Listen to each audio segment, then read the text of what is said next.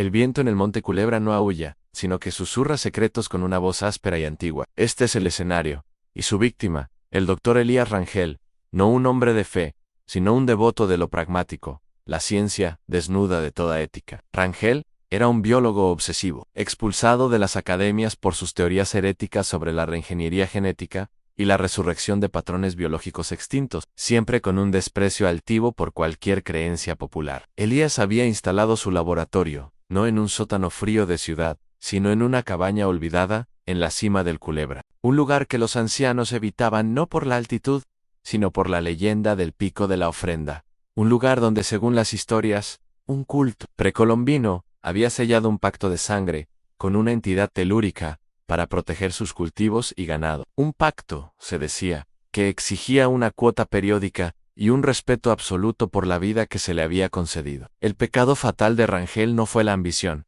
sino la ingratitud y la burla. Él necesitaba un espécimen vivo, un animal robusto, para inyectarle una secuencia de ADN que había sintetizado, creyendo que podía crear la criatura perfecta para una nueva industria farmacéutica. Ignorando las advertencias apenas audibles de su único asistente, un hombre del pueblo, luego despedido por supersticioso, Rangel capturó la mejor cabra montesa de un rebaño vecino, prometiendo devolverla, sabiendo que mentía. Era la época de la luna menguante, el tiempo sagrado de la antigua ofrenda. En la noche de su experimento, una niebla espesa y oleosa se arrastró por la ladera, sofocando la poca luz de las estrellas. Elías, dentro de su laboratorio improvisado, se mofó de los rituales pasados, mientras inmovilizaba a la cabra. Profanación, murmuró para sí, mientras pinchaba a la bestia con su jeringa de plata. No hay Dios aquí, solo biología en el aire, se cargó con el olor acre del ozono, y, fugazmente, un tufillo húmedo y metálico,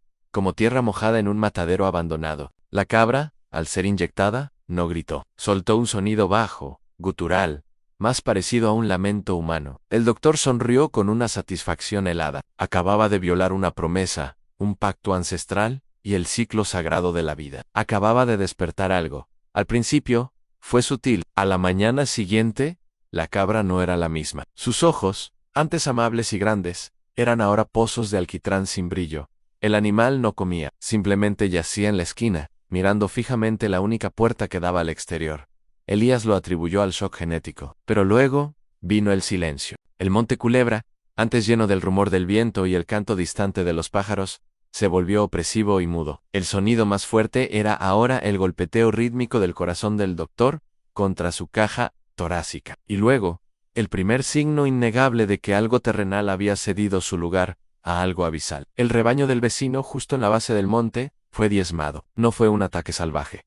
Fue quirúrgico y brutal de As Animals. Elías se apresuró a bajar, no por empatía, sino por temor a que culparan a un lobo y arruinaran su santuario. Lo que encontró lo hizo palidecer. Un hombre que creía firmemente que la biología explicaba todo. Los cuerpos estaban intactos, sin rastros de mordeduras, sin marcas de lucha o zarpazos. Pero la sangre había desaparecido por completo. El cadáver del animal más grande parecía una muñeca de trapo, seca, ligera, con una única perforación limpia en el cuello, como si hubiera sido drenado por una aguja gigante. Elías sintió un escalofrío que no era del aire frío de la montaña. El olor a tierra húmeda en el lugar era abrumador, mezclado con un hedor a azufre y metal oxidado que le quemó las fosas nasales.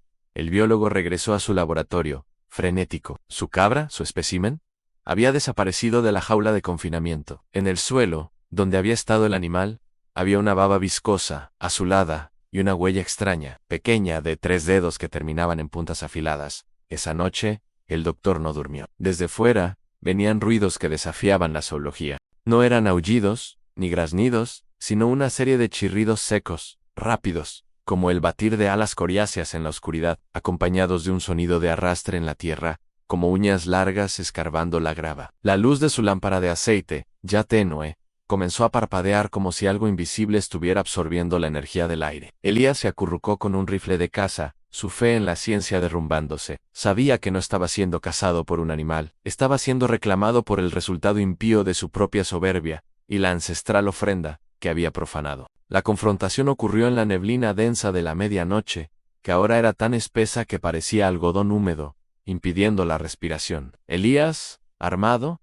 Intentó una huida desesperada. Corrió hacia el vehículo todoterreno que había dejado a 100 metros. Pero la neblina se retorcía y tomaba formas que se desvanecían al mirarlas directamente, sombros alargadas, con cabezas desproporcionadas y espinas erizadas. De repente, un chillido. No el de la cabra, sino uno nuevo, penetrante, que sonaba como metal siendo raspado con ácido. Fue el sonido de la pura agresión predadora, no la de un animal hambriento, sino la de una criatura cuyo único propósito era la extracción.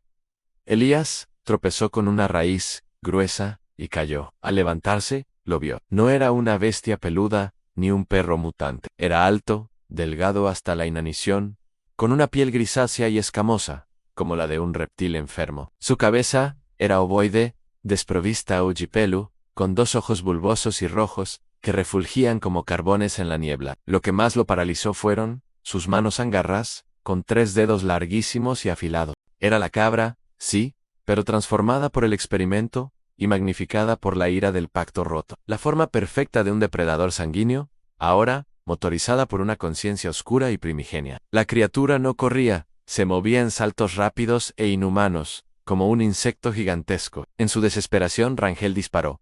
El estruendo fue ensordecedor, pero inútil. El impacto en el hombro de la criatura solo hizo que liberara un gruñido profundo, seco, que hizo vibrar el suelo. La cabaña, su santuario científico, se convirtió en una prisión. El clímax fue rápido y brutal. La criatura se abalanzó con una velocidad antinatural. Elías sintió el impacto, la presión de las garras en su pecho, y el olor de su aliento, una mezcla fétida de carne cruda y azufre, como si hubiera ascendido desde una fisura del inframundo. Lo último que sintió no fue dolor, sino un frío intenso en su cuello, donde una punta ósea y afilada se insertó con una precisión macabra. La sensación de su vida, su calor, su sangre, siendo succionados de su cuerpo, con una fuerza inimaginable, dejándolo vacío, ligero, como si su propia alma hubiera sido aspirada, junto con su vitalidad. Sus ojos se cerraron, fijos en la neblina que ahora parecía reírse con un brillo rojo. Su carne, despojada de su esencia, se volvió gris y seca.